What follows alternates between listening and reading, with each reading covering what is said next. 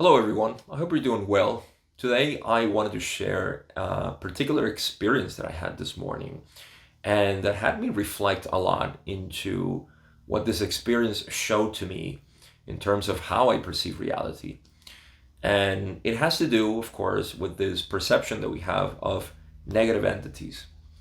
Now, before I begin, I want to say that this is just my perception of what negative entities are, and everybody has made a different depiction of what this actually means in our reality. So, for that, I want to give a little bit of context so we can have a structure into which board this topic. And this has to do with the definition that I have for these so-called negative entities. Let me start by saying that when I was a kid, like many of us, I perceived these negative entities as actual ghosts or demons that existed, and that they were not physical, but they sort of existed in another plane, and sometimes they would affect us and they would do things to us. And I was very afraid to actually see them or perceive them because they were part of some reality that I didn't want to face, that it looked scary and it could be dangerous somehow, especially with all the stories that we heard of these negative entities and demons and so on. So that's the definition that I had. And when I had my spiritual awakening, I had to refine this old definition because it didn't make sense to me anymore. And through the law of one and Buddhism in general, I started to synthesize a new view of what these negative entities are. Because in the law of one, it's stated often that there is just the creator, there is only the creator, and then there is the perceived manifested self. And in non-duality or Buddhism, there is this view that all that you perceive is yourself. You're not seeing anything but yourself. And so, who are you, is the question. Well, this allowed me to see that what we perceive as negative entities are simply influences of this polarized reality.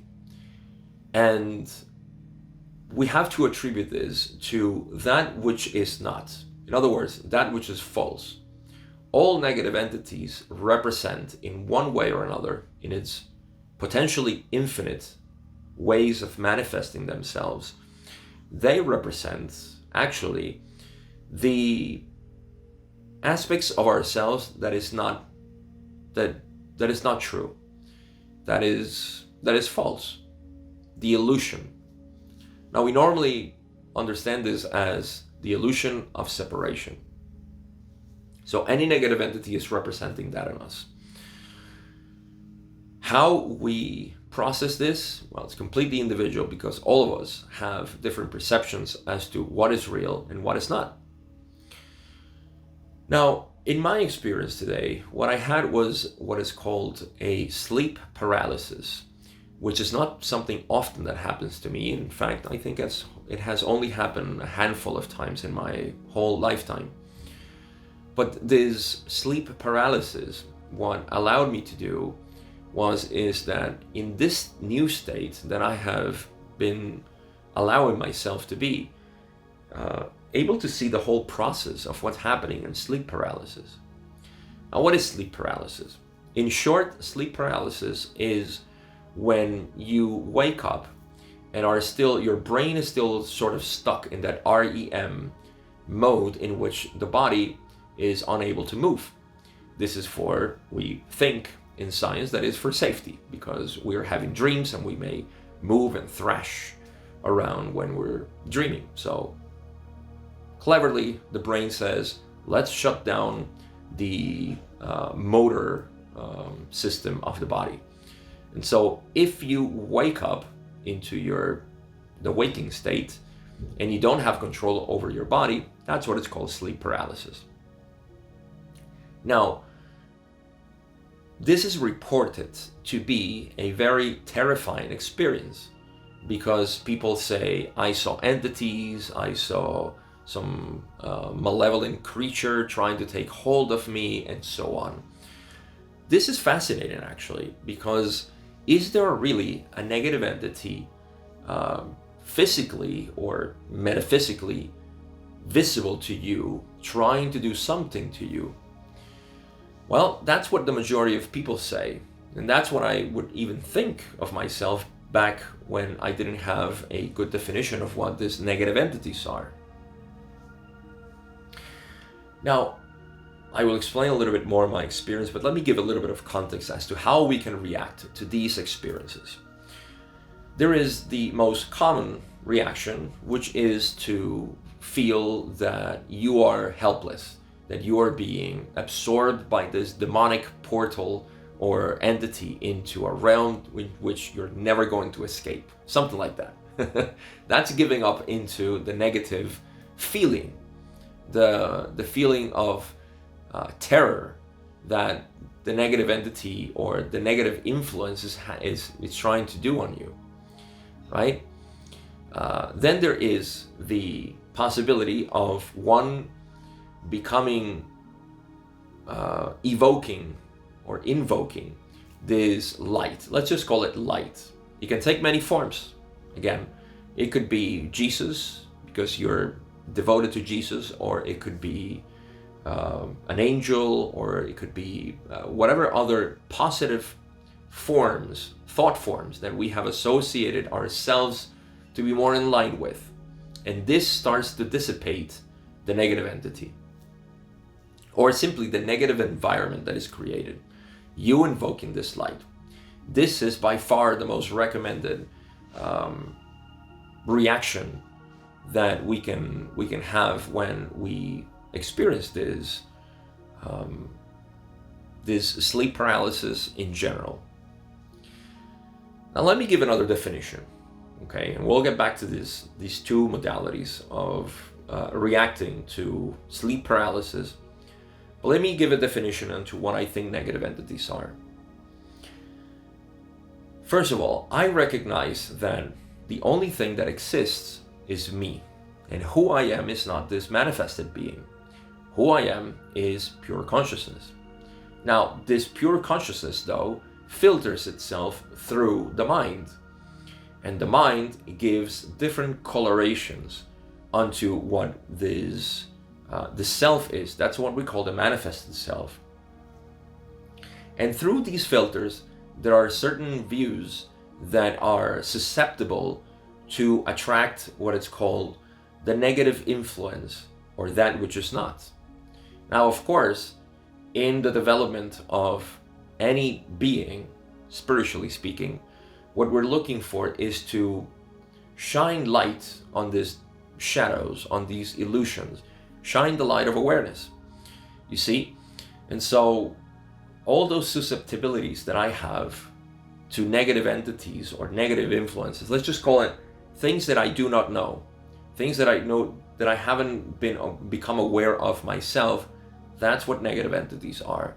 These are invitations through ourself to be more radiant on the specific circumstances that we're living. So if I'm facing a negative entity, in whichever form, because it can take so many forms, it could be in the form of a dream, it could be in the form of a human being, as I say, oh, that's a negative entity and I have to face that negative entity. Or whether it be in a state like mine this morning where I had sleep paralysis and I started to see how this negative entities formed or took shape around me. The reaction is what we're looking for. How do we react to that? Well, the result of this reaction should be that it ameliorates the sensation, but also that gives some sort of clarity to it.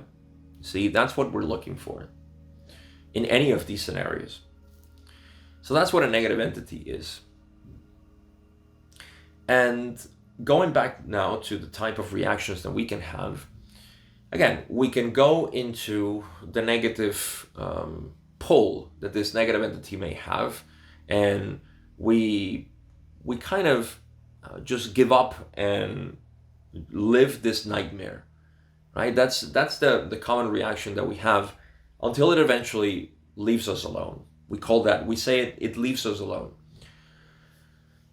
Keep that in mind, because that's important for what I saw this morning and my synthesis of what's happening.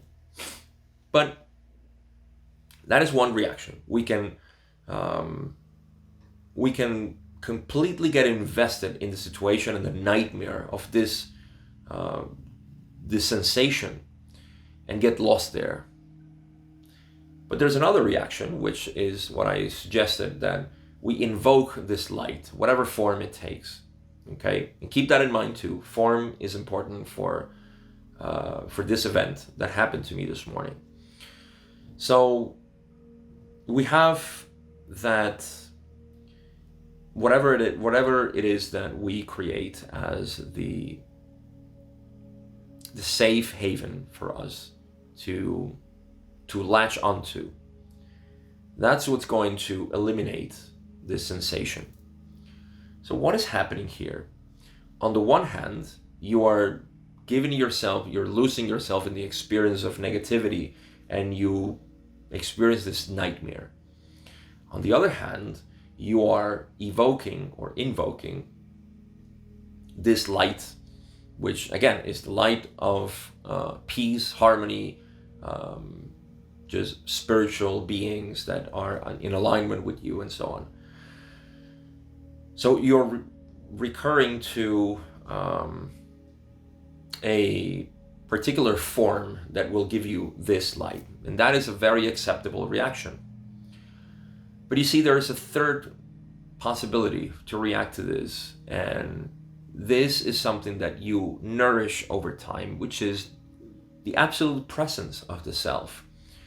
And the difference here is that in this point of view, in this neutral point of view, it is impossible for you to get lost in the experience, and it's also not really enticing to want to bring a sort of shape or form that is light, that is going to help you in this case. And we do these two things. We naturally go to that because our identity is always set on an individual, me as an entity, wanting to save myself. I want to be safe from these negative entities. See, it's the mind's way to make sense of what's happening. And so it is very acceptable. In fact, both of them are very acceptable. But when you see it from the light of awareness, you can't get invested into any of these entities, whether it be you, the positive entity, or you being lost as a negative entity, or getting involved by the negative influence. See, you simply observe what is happening. So by doing this, you start observing that the situation is nothing else but another experience. This is exactly what happened to me, because I simply remain in this state, and I favor this state over the mind's activity to go into a separate self, whether it be a positive separate self or a negative separate self. It's always associating itself with something that is righteous or not righteous. So this inner state of mind simply observed the situation, and the most fascinating experience developed, which was the ability for me to see what was happening. Now I'll describe to you what happened. As I woke up and I saw that I couldn't move my body, I immediately saw how the mind started to create thought patterns that said, I need to control the body, I need to move, we need to move. Okay, I'm kind of dramatizing a little bit the whole scenario, but that's what my mind was saying. We need to move the body. Let's go, let's move, because otherwise I have no control over what will happen. And so that became a terrifying thought. See? And so because the mind couldn't control the body, because I am in this state of sleep paralysis, then it projected the inability to control as a negative situation. I can control the body is a negative situation, and it is something that I, as an entity, I'm talking about the mind as identifying itself as an entity, I need to do something, because otherwise that unknown part is going to take over me, that negative side, which again is a projection of the inability of being able to control the body.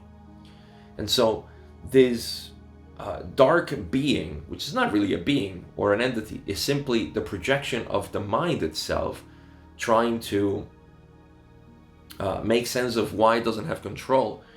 It started to take shape, and of course the shape and form that it wanted to take was it didn't fully materialize, so I can't give you any features.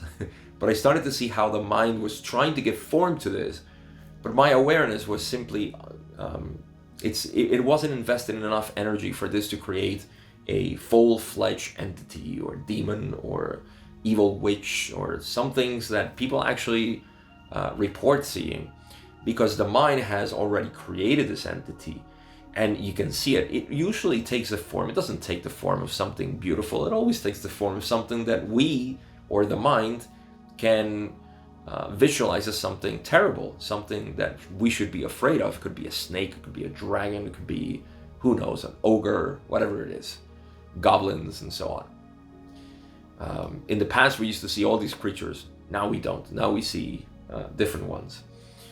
So because I wasn't able to invest enough energy onto that illusion that the mind was creating to explain the situation, then I could only see the processes attempting to do it. And I saw how there was a thought of terror, or an invitation to terror in my mind, saying we must be terrified because we can't move the body. And if we can move the body, then something else out there is able to attack us. And that idea was the darkness, was the negative entity, which doesn't really exist. It's just a projection of the mind's inability to control. I repeat that. Very important. You see? So that form that we also bring back with the light, right? We want to invoke this light. That form that we take on the positive beings is the same process that we're doing with the negative beings. So if we take away form in this panorama of what's happening, not only do we see that the negative environment that is created is an inability to control, and the positive environment, which again is not Jesus, is not an angel, is not a virgin of any kind, is simply the sensation of peace and harmony, which is the self.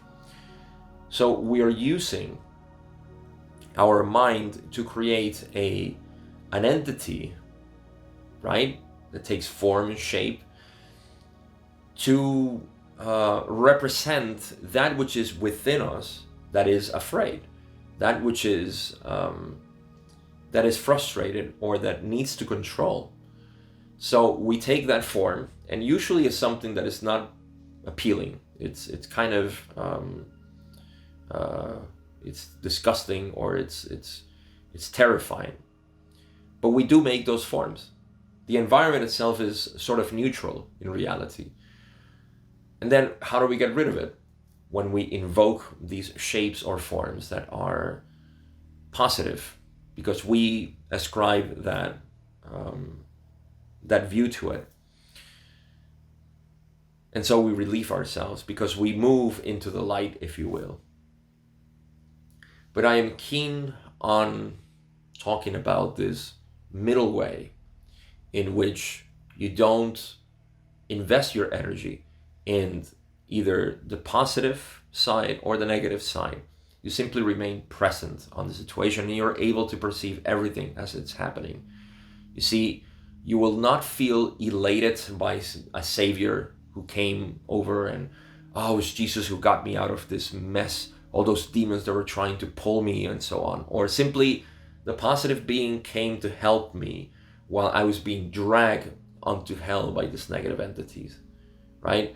Or we don't get invested into, oh, I'm besieged by all these negative entities all the time because I don't know what to do, and you get lost there. You don't get involved in that mental drama that the mind is doing. You are observing the drama itself, and you don't get emotional reactions to this. You simply are able to appreciate it. You see, you don't get excited about it, or you can if you want, but you also don't get scared by it or terrified. So it's a little bit of a trade-off, this middle way, because for those who like to be elated and to be in this constant state of I am winning on the positive side, then there may be a trade-off there. But again, this path is known to be simply the path of equanimity, of peace, of imperturbable being. That is what really starts filtering out as you continue to see this. Now, before I finish, I want to give an extra thought.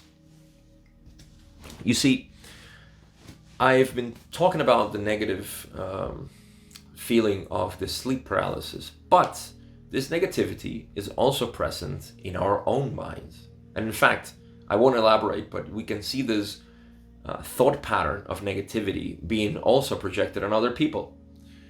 And the same situation applies. You can invoke all this light to feel that you're on the winning side all the time because you're invoking this light, and that's a path. I cannot say that it's not. A lot of people follow this path of simply going into the light, constantly going there. But it is an energy investment. It is something that we need to invest ourselves into, remind ourselves, and constantly live in affirmation or invoking these beings and so on until it really permeates our life and it doesn't cost any more energy, I suppose, at some point. But there is this ability also to simply remain the observer. Now, like I said, this is all being produced by the mind, and the best training ground that we have is our own mental activity. So if we sit with ourselves and we look at our mental activity, then we can see all of this happening constantly, conflicts and judgments and criticism, self-criticism and others, and so on. If we can see that there is a negativity already present there, and again, these are not negative entities of another density that are coming and doing. We could describe that too in the model of the law of one, and I could talk about that if that's needed. But we don't need to create form out of these negative entities. We only need to accept that these are influences in our continuum, experiential continuum, that is meant to reveal more of ourselves. So if we sit with our negativity, whatever that may be, and simply observe it, that does the magic. Of course, like I said, you can go and have a specific method in which you are always evoking this light into your mental activity, and that's a helpful thing too. But I wanted to talk about this middle way, or simply the path of observing, simply observing the mind. You're not getting dragged onto inferno on the negative side, and you're not constantly needing to invoke these entities, angelic entities and so on in your life, because you're able to simply perceive from the self, from the pure awareness that you are, everything that's happening, and you don't get dragged onto one or the other. So that was a fascinating experience that I had this morning, and I wanted to share it because it gives a lot of context into my own view of what negative entities are and how we are constantly interacting with these negative influences, which it's really what they are. It's almost like static in our radio. So we need to tune in better every time we feel these negative entities or influences. So I hope this video was useful for you, and that now you have maybe a different definition of what these entities are. I want to invite you, of course, that if you enjoyed these videos, if you have taken anything of value, please consider supporting me on Patreon, where I have a community in which I will begin to do more of these conversations with you if you're in there. And I would love to have this dialogue because I think it's the best way for us to learn directly through experience and being able to have these conversations help a lot in this path.